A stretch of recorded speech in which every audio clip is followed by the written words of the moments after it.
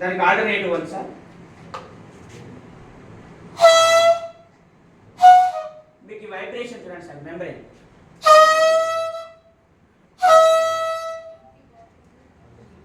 దీన్ని సింపుల్గా సార్ ఒక ఎంటీ బాటిల్ హాఫ్ కట్ చేసినాం సార్, ఒక బెలూన్ హాఫ్ కట్ చేసి దీనికి ఫిక్స్ చేసినాం సార్. ఇది మన మౌత్ దగ్గర కొంచెం గ్రిప్ ఉండడం కోసం ఒక పెన్ క్యాప్ లేదా స్ట్రా పెడతాం.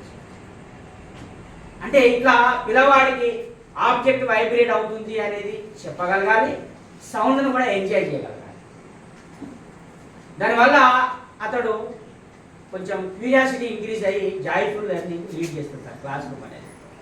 ఇందులో పెద్దగా మనము ఖర్చు పెట్టవలసింది ఏం లేదు, కొద్దిగా టైం కేటాయిస్తే సరిపోతుంది. మీరు చూడండి ఇప్పటికి కూడా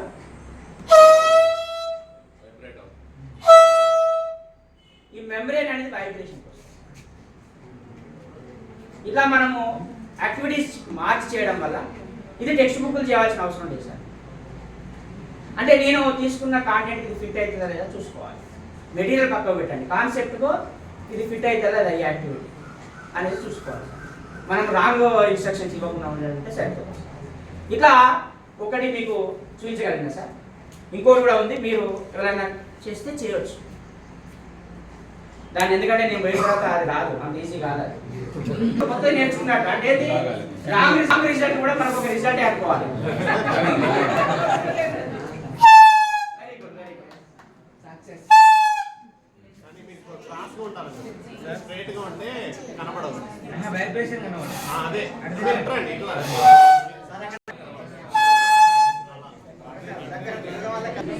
sound can travel from the solid medium అనేది ఒకటి ఉంది సార్.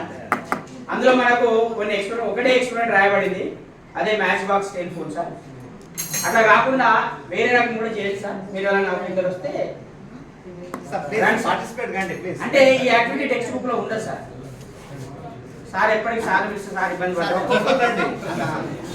సార్. నేను చెప్పినట్టు మీరు చేయండి సార్. మీరు కూడా రండి మేడం, రండి మేడం. మీరు ఇక వేల్లో చుట్టుకొని కంప్లీట్ గా చెవులు మూసేయాలి, రెండు చెవులు రెండు వేలతో మూసేయాలి. ఆ ఎడ్జ్ కొంచెం ఇక్కడ నుంచి ఒక రౌండ్ వేసుకొని రౌండ్ వేసుకొని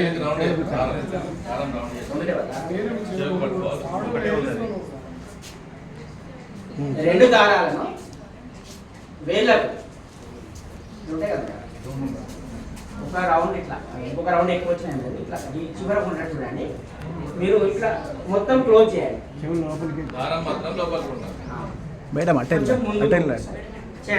మేడం అటే వెళ్ళండి, కొంచెం ముందుకు వెళ్ళండి మేడం, ముందుకు రండి. అట్లనే అండి, ఏం కాదు. ఇక్కడ ఇది ఫోటో రండి మేడం, మీరు ఎవరైనా ఒకరు రండి. కొంచెం ముందుకు వంగండి మేడం. ఆ స్పూన్ ఈ స్పూన్ తోటి కొంచెం వైబ్రేట్ చేయండి మేడం.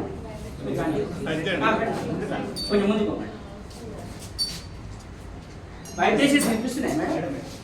ఒక గుడిలో పెద్ద సైజ్ గంట కొడితే ఎంత సౌండ్ వినపడుతుందో అంత సౌండ్ వినపడుతుంది.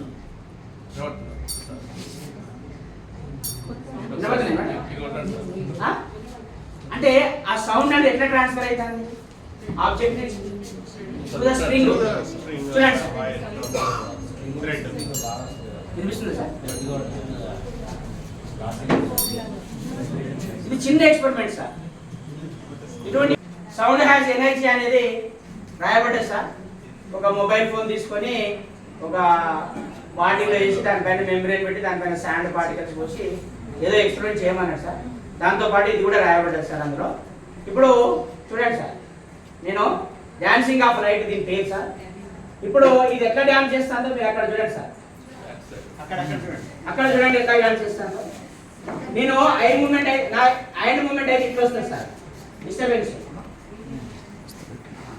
ఇలా పాట పాడినా కూడా ఆ లైట్ అనేది డాన్స్ చేస్తూ ఉంటుంది. అంటే